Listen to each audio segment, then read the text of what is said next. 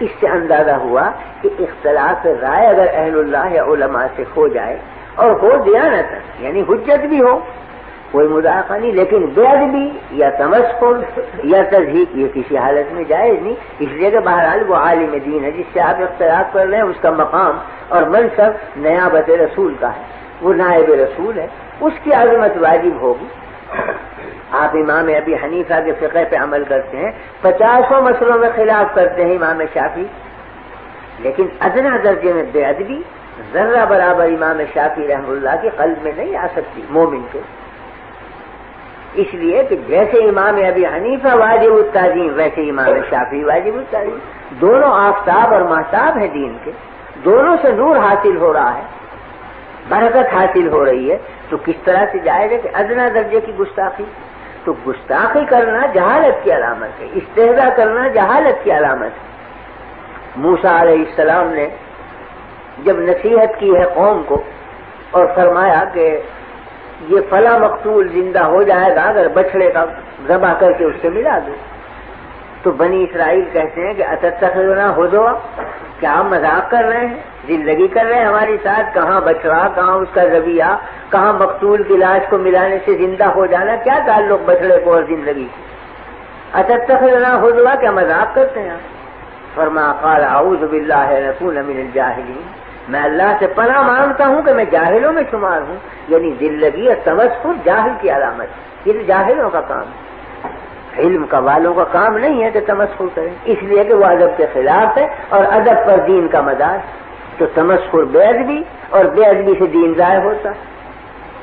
تو ایک ہے رائے کا اختلاف، ایک ہے کسی عالم سے مسلک کا اختلاف، لیکن ایک ہے اس کی بے ادبی، اختلاف جائز ہے، بے ادبی کسی حالت میں جائز نہیں۔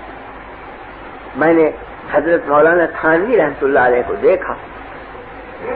مولانا احمد رضا خان صاحب مرحوم سے بڑا اختلاف ہے، بہت سی چیزوں میں اختلاف، کہیں قیام کے مسئلے میں، کہیں عرس کے، کہیں میلاد کے، لیکن جب مجلس میں ذکر آتا تو فرماتے مولانا احمد رضا خان صاحب مرحوم، یہ فرماتے۔ ایک دفعہ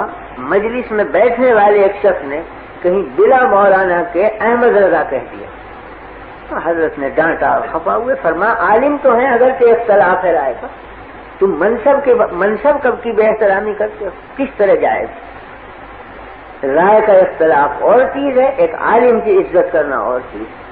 تو بہرحال وہ حجت سے اختلاف کر رہے ہیں، یہ الگ چیز ہے کہ ہم اس کو خطا سمجھتے ہیں، ہم اس کو صحیح نہیں سمجھتے، لیکن جب وہ ایک حجت رکھتے ہیں غلط یا صحیح، تو حجت سے اختلاف کرنے کا حق حاصل ہے اہل علم کو، اس پہ توہین کا کیا مطلب، بے ادبی کا کیا مطلب؟ یہ برا سمجھا کہ لفظ مولانا نہ لگایا اس نے، حالانکہ مولانا تھانوی رحمۃ اللہ علیہ کے مد مقابل تو مولانا چھوڑ گئے انتہائی گستاخی سے یاد کرتے ہیں، اگر مولانا اہل علم میں سے تھے،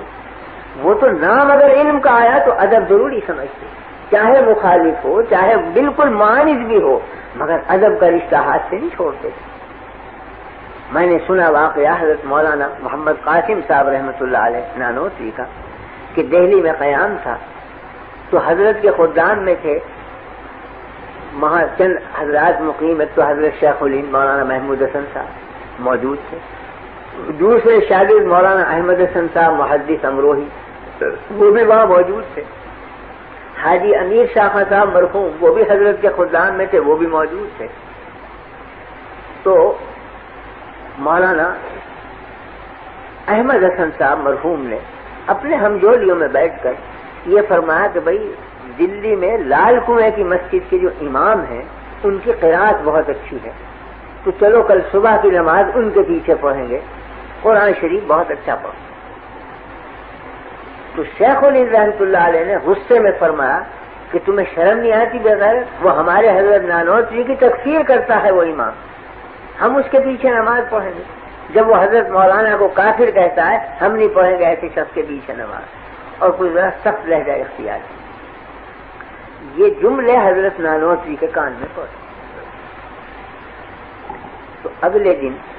حضرت نانوتوی رحمۃ اللہ علیہ ان سب شاگردوں کو لے کر اسی مسجد میں پہنچے صبح کی نماز پڑھنے کے لیے، اسی امام کے پیچھے جا کے نماز پڑھی۔ نماز کا جب سلام پھیرا تو چونکہ لوگ اجنبی تھے یہ، تو نمازیوں نے دیکھا کہ بھئی یہ ہیں تو کچھ علماء صورت مگر ہیں اجنبی، تو کچھ شیوے گوئیاں ہوئی کون ہے معلوم ہوا کہ تو حضرت مولانا محمد قاسم صاحب اور یہ ان کے شاگرد مولانا شیخ الہند محمود الحسن صاحب ہیں اور یہ مولانا احمد حسن محدث امروہی ان کے تلمیذ ہیں۔ اب امام کو سخت حیرت ہوئی کہ میں تو انہیں رات دن کافر کہتا ہوں اور یہ نماز پڑھیں آج۔ تو خود بڑھے وہ امام اور کہا کہ حضرت میں آپ کی تکفیر کرتا تھا اور میں آج شرمندہ ہوں کہ آپ میرے پیچھے نماز پڑھیں، حالانکہ میں نے آپ کو کافر کہا۔ فرمایا مجھے قدر ہے آپ کے کافر کہنے کی، اور میں آپ کی اور زیادہ عزت بڑھ گئی میری نگاہ میں کیونکہ آپ نے کافر کہا مجھے۔ کیوں؟ اس واسطے کہ آپ کو یہ روایت پہنچی کہ میں توہین کرتا ہوں رسول اللہ صلی اللہ علیہ وسلم کی، تو آپ کی غیرت ایمانی کا یہی تقاضا تھا کہ آپ مجھے کافر کہیں۔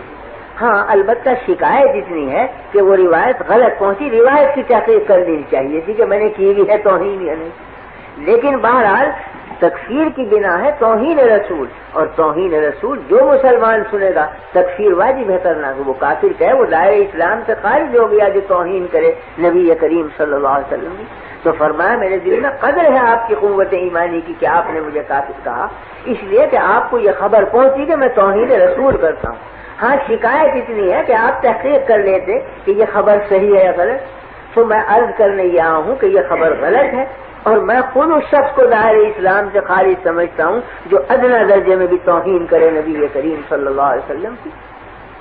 اور اگر آپ کو یقین نہ آئے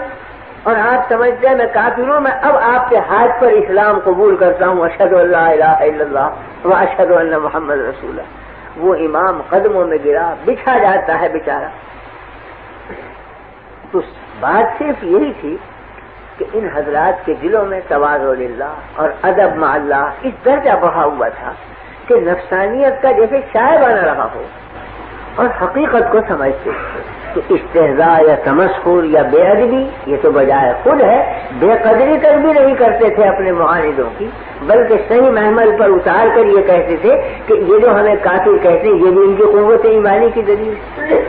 البتہ انہیں تحقیق کر لینی چاہیے کہ واقعی میں ہم توہین رسول کرتے ہیں یا نہیں، ہم معاذ اللہ دشمنان رسول ہیں یا دوستان رسول ہیں، اس کی تحقیق ان پر واجب تھی، بلا تحقیق کے حکم نہیں لگانا چاہیے۔ لیکن جو حکم لگایا وہ صحیح ہے، کیونکہ توہین رسول کرنے والا کبھی اسلام میں باقی نہیں رہ سکتا۔ تو میرے عرض کرنے کا مطلب یہ تھا کہ تعدب اور ادب یہ بنیاد ہے دین کی، جس کو عارف رومی نے کہا ہے نا کہ الخدا خواہم توفیق ادب، بے ادب محروم مان فضل رب۔ ہم اللہ سے توفیق چاہتے ہیں ادب کی، کیونکہ بے ادب محروم ہوتا ہے فضل خداوندی سے۔ حق تعالی شان کے یہاں اس کا کوئی مقام نہیں ہے جو گستاخ اور بے ادب